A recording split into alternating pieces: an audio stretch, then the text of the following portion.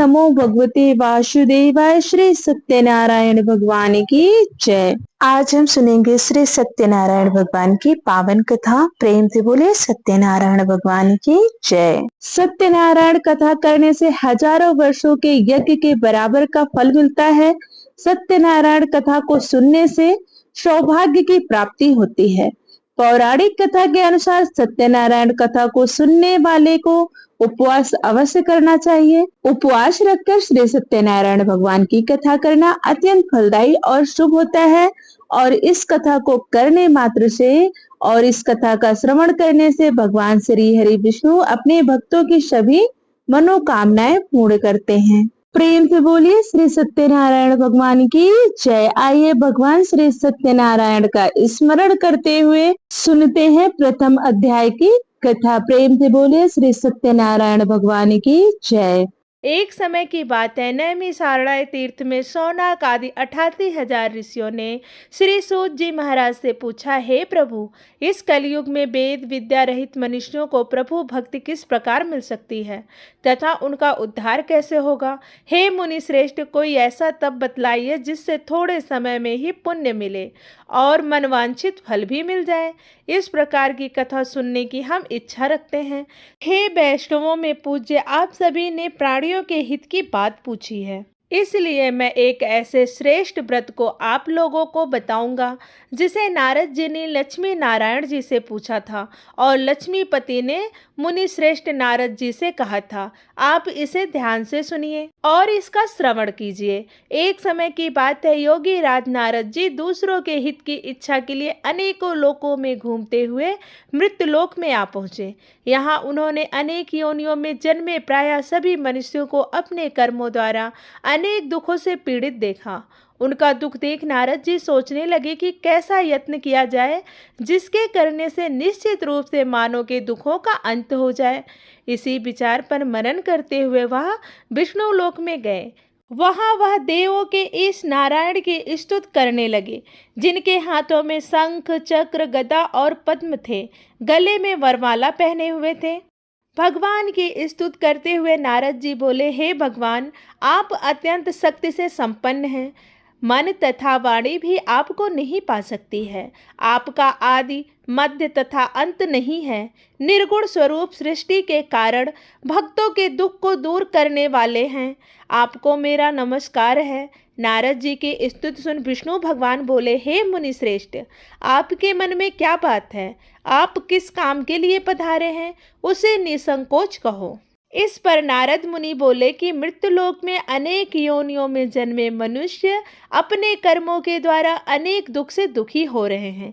हे भगवान, आप मुझ पर दया रखते हैं तो बताइए कि वो मनुष्य थोड़े प्रयास से ही अपने दुखों से कैसे छुटकारा पा सकते हैं। नारद मुनि के मुख से यह बात सुनकर श्री हरि बोले, हे नारद, मनुष्यों की भलाई के लिए तुमने बहुत अच्छी बात पूछी है।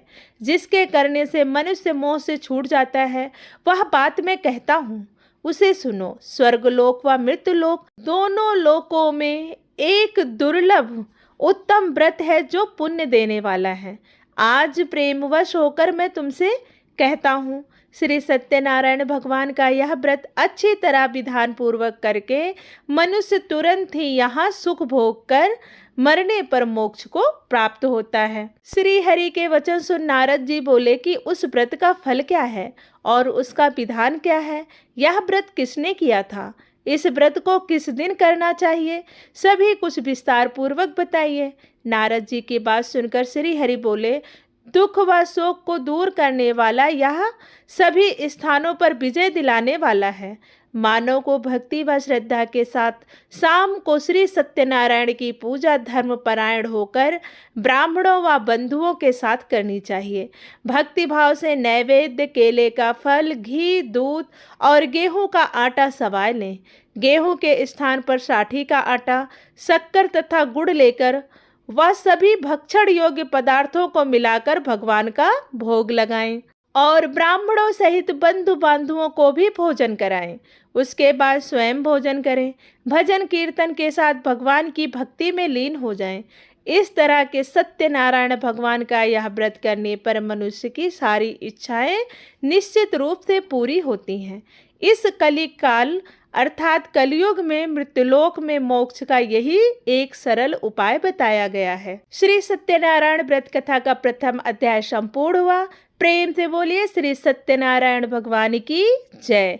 आइए अब सुनते हैं दूसरा अध्याय।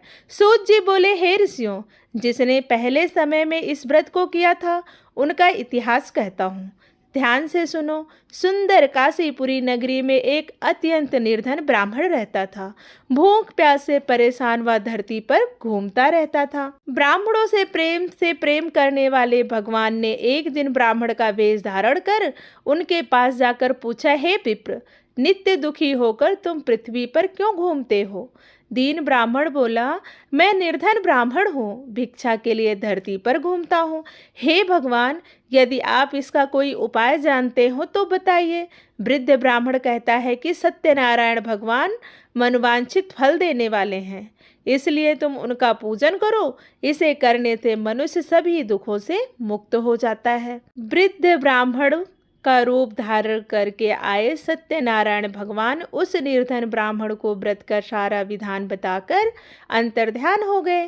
ब्राह्मण मन ही मन सोचने लगा कि जिस व्रत को वृद्ध ब्राह्मण करने को कह के गया है, मैं उसे जरूर करूँगा। यह निश्चय करने के बाद उसे रात में नींद नहीं आई। वह सवेरे उठकर सत्यनारायण भगवान के व्रत का निश्चय कर भिक्षा के लिए चला गया। उस दिन निर्धन ब्राह्मण को भिक्षा में बहुत धन मिला, जिससे उसने बंधु बांधुओं के साथ मिलकर श्री सत्यनारायण भगवान का व्रत संपन्न किया। भगवान सत्यनारायण का व्रत संपन्न करने के बाद वह निर्धन ब्राह्मण सभी दुखों से छूट गया और अनेक प्रकार की संपत्तियों से युक्त हो गया। इसी समय से यह ब्राह्मण हर माह इस व्रत को करने लगा। इस तरह से सत्यनारायण भगवान के व्रत को जो मनुष्य करेगा वह सभी प्रकार के पापों से छूटकर मोक्ष को प्राप्त होगा। जो मनुष्य इस व्रत को करेगा वह भी सभी दुखों से मुक्त हो जाएगा। सूत जी बोले कि इस तरह से नारद जी ने नारायण जी का कहा हुआ श्री सत्यनारायण व्रत को मैंने तुमसे कहा। हे विप्रो, मैं अब और क्या कहूँ? ऋषि बोले, हे मुनिवर, संसार में उस विप्र से सुनकर और किस किस ने इस व्रत को किया, हम सब इस व्रत को सुनना चाहते हैं। इसके लिए हमारे मन में श्रद्धा का भाव है। सूत जी बोले, हे मुनियों, जिस जिसने इस व्रत को किया वे सब सुनो। एक समय वही विप्र धन व ऐश्वर्य के अनुसार अपने बंधु बांधुओं के साथ इस व्रत को करने के लिए तैयार हुआ। उसी समय एक लकड़ी बेचने वाला बूढ़ा आदमी आया और लकड़ियां बाहर रखकर अंदर ब्राह्मण के घर में गया। प्यास से दुखी हुआ लकड़हारा उनको व्रत करते देख विप्र को नमस्कार कर पूछने लगा, आप यह क्या कर रहे हैं? तो उन्होंने बताया कि व्रत कर रहा हूँ। इसे करने से क्या फल मिलेगा, कृपया मुझे भी बताइए। ब्राह्मण ने कहा कि सब मनोकामनाओं को पूरा करने वाला यह सत्यनारायण भगवान का व्रत है। इसकी कृपा से ही मेरे घर में धन धान्य आदि की वृद्धि हुई है। विप्र से सत्यनारायण व्रत के बारे में जानकर लकड़हारा बहुत प्रसन्न हुआ। चरणामृत लेकर वह प्रसाद खाने के बाद वह अपने घर आ गया। लकड़हारे ने अपने मन में संकल्प किया कि आज लकड़ी बेचने से जो धन मिलेगा उसे से श्री सत्यनारायण भगवान का उत्तम व्रत करूंगा। मन में इस विचार को लेकर बूढ़ा आदमी सिर पर लकड़ियां रख उस नगर में बेचने गया जहां धनी लोग ज्यादा रहते थे। उस नगर में उसे अपनी लकड़ियों का दाम पहले से 4 गुना अधिक प्राप्त हुआ। बूढ़ा प्रसन्नता के साथ दाम लेकर केले, शक्कर, घी, दूध, दही और गेहूं का आटा ले और सत्यनारायण भगवान के व्रत की अन्य सामग्रियां लेकर अपने घर गया। वहां उसने अपने बंधु बांधुओं को बुलाकर विधि विधान से श्री सत्यनारायण भगवान का पूजन और व्रत किया। इस व्रत के प्रभाव से वह बूढ़ा लकड़हारा धन पुत्र आदि से युक्त होकर संसार में समस्त सुख भोग कर अंत में बैकुंठ धाम को चला गया। श्री सत्यनारायण व्रत कथा का दूसरा अध्याय संपूर्ण हुआ। प्रेम से बोलिए श्री सत्यनारायण भगवान की जय। सूत जी बोले, हे श्रेष्ठ मुनियों, अब आगे की कथा कहता हूँ। पहले समय में उल्का मुख नाम का एक बुद्धिमान राजा था। वह सत्यवक्ता और जितेंद्रिय था। प्रतिदिन देव स्थानों पर जाता और निर्धनों को धन देकर उनके कष्ट दूर करता था। उसकी पत्नी कमल के समान मुख वाली तथा सती साध्वी थी। भद्रशिला नदी के तट पर उन दोनों ने श्री सत्यनारायण भगवान का व्रत किया। उसी समय साधु नाम का एक वैश्य आया। उसके पास व्यापार करने के लिए बहुत सा धन भी था। राजा को व्रत करते हुए देख वह विनय के साथ पूछने लगा, हे राजन, भक्ति भाव से पूर्ण होकर आप यह क्या कर रहे हैं? मैं सुनने की इच्छा रखता हूँ, तो आप मुझे बताइए। तब राजा बोले, हे साधु, अपने बंधु बांधुओं के साथ पुत्र आदि की प्राप्ति करने के लिए एक महाशक्तिमान श्री सत्यनारायण भगवान का व्रत व पूजन कर रहा हूँ। राजा के वचन सुन साधु आदर से बोला, हे राजन, मुझे इस व्रत का सारा विधान कहिए। आपके कथन अनुसार मैं भी इस व्रत को करूँगा। मेरी भी संतान नहीं है और इस व्रत को करने से निश्चित रूप से मुझे भी संतान की प्राप्ति होगी। तब राजा ने व्रत का सारा विधान सुनाया। राजा से सारा व्रत विधान सुनकर व्यापार से निवृत्त हो वह अपने घर को गया और घर पहुंचकर साधु वैश्य ने अपनी पत्नी को संतान देने वाले इस व्रत का वर्णन कह सुनाया और कहा कि जब मेरी संतान होगी तब मैं इस व्रत को करूंगा। साधु ने इस तरह के वचन अपनी पत्नी लीलावती से कहे। एक दिन लीलावती पति के साथ आनंदित हो सांसारिक धर्म से प्रवृत्त होकर सत्यनारायण भगवान की कृपा से गर्भवती हो गई। 10वें महीने में उसके गर्भ से एक सुंदर कन्या ने जन्म लिया। दिनों दिन वह ऐसे बढ़ने लगी जैसे शुक्ल पक्ष का चंद्रमा बढ़ता है। माता पिता ने अपनी कन्या का नाम कलावती रखा। एक दिन लीलावती ने मीठे शब्दों में अपने पति को याद दिलाया कि आपने सत्यनारायण भगवान के जिस व्रत को करने का संकल्प लिया था उसे करने का समय आ गया है। आप इस व्रत को करिए। साधु बोला कि हे प्रिय, इस व्रत को मैं उसके विवाह पर करूंगा। इस प्रकार अपनी पत्नी को आश्वासन देकर वह नगर को चला गया। कलावती पिता के घर में रहकर वृद्धि को प्राप्त हो गई। साधु ने एक बार नगर में अपनी कन्या को सखियों के साथ देखा तो तुरंत ही दूत को बुलाया और कहा कि मेरी कन्या के योग्य वर देख कर आओ। साधु की बात सुनकर दूत कंचन नगर में पहुंचा और वहां देखभाल कर लड़की को सुयोग्य वणिक पुत्र को ले आया। सुयोग्य लड़के को देख साधु ने बंधु बांधुओं को बुलाकर अपनी पुत्री का विवाह कर दिया। लेकिन दुर्भाग्य की बात यह कि साधु ने अभी भी श्री सत्यनारायण भगवान का व्रत नहीं किया। साधु के बार बार श्री सत्यनारायण भगवान के व्रत न किए जाने पर श्री सत्यनारायण भगवान क्रोधित हो गए और श्राप दिया कि साधु को अत्यधिक दुख मिले। अपने कार्य में कुशल साधु बनिया जमाई को लेकर समुद्र के पार स्थित होकर रत्नापुर नगर में गया। वहां जाकर दामाद ससुर दोनों मिलकर चंद्रकेतु राजा के नगर में व्यापार करने लगे। एक दिन भगवान सत्यनारायण की माया से एक चोर राजा का धन चुराकर भाग रहा था। उसने राजा के सिपाहियों को अपना पीछा करते देख चुराया हुआ धन वहां रख दिया जहां साधु अपने जमाई के साथ ठहरा हुआ था। राजा के सिपाहियों ने साधु वैश्य के पास राजा का धन पड़ा देखा तो वह ससुर जमाई दोनों को बांधकर प्रसन्नता के साथ राजा के पास ले गया और कहा कि उन दोनों चोरों को हम पकड़ कर लाए हैं, आप आगे की कार्यवाही करने की हमें आज्ञा दें। राजा की आज्ञा से उन दोनों को कठिन कारावास में डाल दिया गया और उनका सारा धन भी उनसे छीन लिया गया। श्री सत्यनारायण भगवान से श्राप से साधु की पत्नी भी बहुत दुखी हुई। घर में जो धन रखा था उसे चोर चुरा ले गए। शारीरिक तथा मानसिक पीड़ा व भूख प्यास से अति दुखी हो अन्न की चिंता में कलावती ब्राह्मण के घर गई। वहां उसने श्री सत्यनारायण भगवान का व्रत होते देखा, फिर कथा भी सुनी। वह प्रसाद ग्रहण कर वह रात को घर वापिस आई। माता के कलावती से पूछा कि हे पुत्री, तुम अब तक कहाँ थी? तेरे मन में क्या है? कलावती ने अपनी माता से कहा, हे माता, मैंने एक ब्राह्मण के घर में श्री सत्यनारायण भगवान का व्रत देखा। कन्या के वचन सुन लीलावती भगवान के पूजन की तैयारी करने लगी। लीलावती ने परिवार व बंधुओं सहित सत्यनारायण भगवान का पूजन किया और उसने वर मांगा कि मेरे पति तथा जमाई शीघ्र घर आ जाएं। साथ ही यह भी प्रार्थना की कि हम सबका अपराध आप क्षमा करें। श्री सत्यनारायण भगवान इस व्रत से संतुष्ट हो गए और राजा चंद्रकेतु को सपने में दर्शन दे कहा, हे राजन, तुम उन दोनों वैश्यों को छोड़ दो और तुमने उनका जो धन लिया है उसे वापस कर दो। अगर ऐसा नहीं किया तो मैं तुम्हारा धन, राज्य व संतान सभी को नष्ट कर दूंगा। राजा को यह सब कहकर भगवान अंतर्ध्यान हो गए। प्रातःकाल सभा में राजा ने अपना सपना सुनाया। फिर बोले कि बड़े पुत्रों को कैसे मुक्त कर सभा में लाओ। दोनों ने आते ही राजा को प्रणाम किया। राजा मीठी वाणी में बोला, हे महानुभावों, भाग्यवश ऐसा कठिन दुख तुम्हें प्राप्त हुआ है, लेकिन अब तुम्हें कोई भय नहीं है।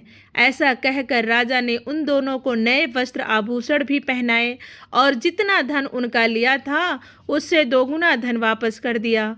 दोनों पैसे अपने चल दिए।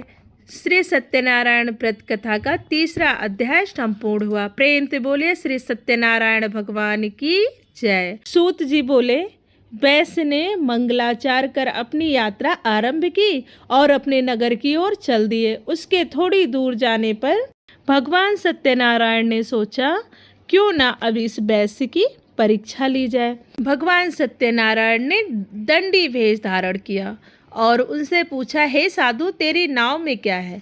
अभिक वाणी बड़ी हंसता हुआ बोला, हे दंडी, आप क्यों पूछते हो? क्या धन लेने की इच्छा है? मेरी नाव में बेल व पत्ते भरे हुए हैं। वैश्य के कठोर वचन सुन भगवान बोले, तुम्हारा वचन सत्य हो।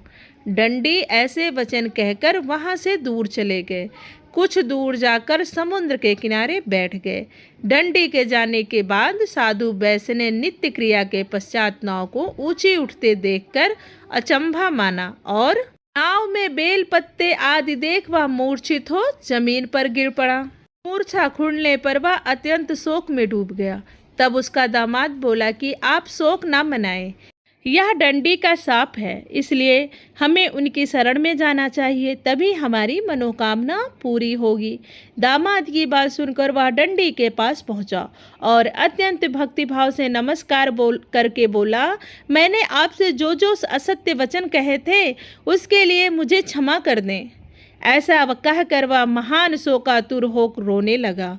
तब दंडी भगवान बोले, हे बड़िक पुत्र, मेरी आज्ञा से बार बार तुम्हें दुख प्राप्त हुआ है। तू मेरी पूजा से विमुख हुआ है। साधु बोला, हे भगवान, आपकी माया से ब्रह्मा आदि देवता भी आपके रूप को नहीं जानते, तब मैं अज्ञानी कैसे जान सकता हूँ? आप प्रसन्न होइए। अब मैं सामर्थ्य के अनुसार आपकी पूजा करूँगा। मेरी रक्षा करो और पहले के समान नौका में धन भर दो। तो वैश्य के भक्ति पूर्वक वचन सुनकर भगवान प्रसन्न हो गए और उसकी इच्छा अनुसार वरदान देकर अंतर्ध्यान हो गए। ससुर जमाई जब नाव पर आए तो नाव धन से भरी हुई थी। फिर वहीं पर अपने साथियों के साथ सत्यनारायण भगवान का पूजन किया। अपने नगर को पूजन करके चल दिए। जब नगर के नज़दीक पहुँचे तो दूत को घर पर खबर करने के लिए भेज दिया। दूत साधु की पत्नी को प्रणाम करके कहता है कि मालिक अपने दामाद सहित नगर के निकट आ गए हैं। दूत की बात सुन साधु की पत्नी लीलावती से बड़े हर्ष के साथ सत्यनारायण भगवान का पूजन कर रही अपनी पुत्री कलावती से कहा कि मैं अपने पति के दर्शन को जाती हूँ, तू कार्य पूर्ण कर शीघ्र आ जा। माता के ऐसे वचन सुन कलावती जल्दी में प्रसाद छोड़कर अपने पति के पास चली गई। प्रसाद की अवज्ञा के कारण श्री सत्यनारायण भगवान रुष्ट हो गए और नाव सहित उसके पति को पानी में डुबो दिया। कलावती अपने पति को वहां ना पाकर रोती हुई जमीन पर गिर पड़ी। नौका को डूबा हुआ देख वह कन्या को रोता हुआ देख साधु दुखी होकर बोला, हे प्रभु, मुझसे तथा मेरे परिवार से जो भूल हुई है उसे क्षमा करें। साधु के दीन वचन सुनकर श्री सत्यनारायण भगवान प्रसन्न हो गए और आकाशवाणी हुई, हे साधु, तेरी कन्या मेरे प्रसाद को छोड़कर आई है, इसलिए उसका पति अदृश्य हो गया है। यदि वह घर जाकर प्रसाद खाकर लौटती है तो उसका पति अवश्य मिलेगा। ऐसी आकाशवाणी सुन कलावती घर तुरंत पहुंचकर प्रसाद खाती है और फिर आकर अपने पति के दर्शन करती है। उसके बाद साधु अपने बंधु बांधवों सहित श्री सत्यनारायण भगवान का विधि विधान से पूजन करता है। इस लोक में सुख भोग कर अंत में स्वर्गलोक को प्राप्त होता है। श्री सत्यनारायण व्रत कथा का 4था अध्याय संपूर्ण हुआ। प्रेम से बोलिए श्री सत्यनारायण भगवान की जय। सूत जी बोले, हे ऋषियों, मैं और भी एक कथा सुनाता हूँ, उसे भी ध्यानपूर्वक सुनो। प्रजापालन में लीन तुंगध्वज नाम का एक राजा था। उसने भी भगवान का प्रसाद त्याग कर बहुत ही दुख उठाया था। एक बार वन में जाकर वन्य पशुओं को मारकर वह बड़ के पेड़ के नीचे आया। वहां उसने ग्वालों को भक्ति भाव से अपने बंधु बांधवों सहित सत्यनारायण भगवान का पूजन करते देखा। अभिमानवश राजा ने उन्हें देखकर भी पूजा स्थान पर नहीं गया और ना ही उसने भगवान को नमस्कार किया। ग्वालों ने राजा को प्रसाद दिया, लेकिन उसने वह प्रसाद नहीं खाया और प्रसाद को वहीं छोड़कर अपने नगर को चला गया। जब वह नगर में पहुंचा तो वहां सब कुछ तहस नहस हुआ पाया, तो वह शीघ्र ही समझ गया कि यह सब भगवान ने किया है। वह दोबारा ग्वालों के पास पहुंचा और विधि पूर्वक पूजा के प्रसाद को खाया तो श्री सत्यनारायण भगवान की कृपा से सब कुछ पहले जैसा हो गया। दीर्घ काल तक सुख भोगने के बाद मरणों उपरांत उसे स्वर्गलोक की प्राप्ति हुई। तो मनुष्य इस परम दुर्लभ व्रत को करेगा तो भगवान सत्यनारायण की अनुकंपा से उसे धन धान्य की प्राप्ति होगी। निर्धन धनी हो जाता है और भय मुक्त हो जीवन जीता है। संतानहीन मनुष्य को संतान सुख मिलता है और सारे मनोरथ पूर्ण होने पर मानव अनंत काल में बैकुंठ धाम को जाता है। सूत जी बोले, जिन्होंने पहले इस व्रत को किया है, अब उनके दूसरे जन्म की कथा कहता हूँ। वृद्ध सतानंद ब्राह्मण ने सुदामा का जन्म लेकर मोक्ष की प्राप्ति की। लकड़हारे ने अगले जन्म में निषाद बनकर मोक्ष प्राप्त किया। उल्का मुख नाम का राजा दशरथ होकर बैकुंठ को गए। साधु नाम के वैश्य ने मोरद ध्वज बनकर अपने पुत्र को आरे से चीरकर मोक्ष पाया। महाराज त्वंगध्वज ने स्वयंभू होकर भगवान में अभियुक्त हो कर्म कर मोक्ष पाया। 5वां अध्याय संपूर्ण हुआ। प्रेम से बोलिए श्री सत्यनारायण भगवान की जय।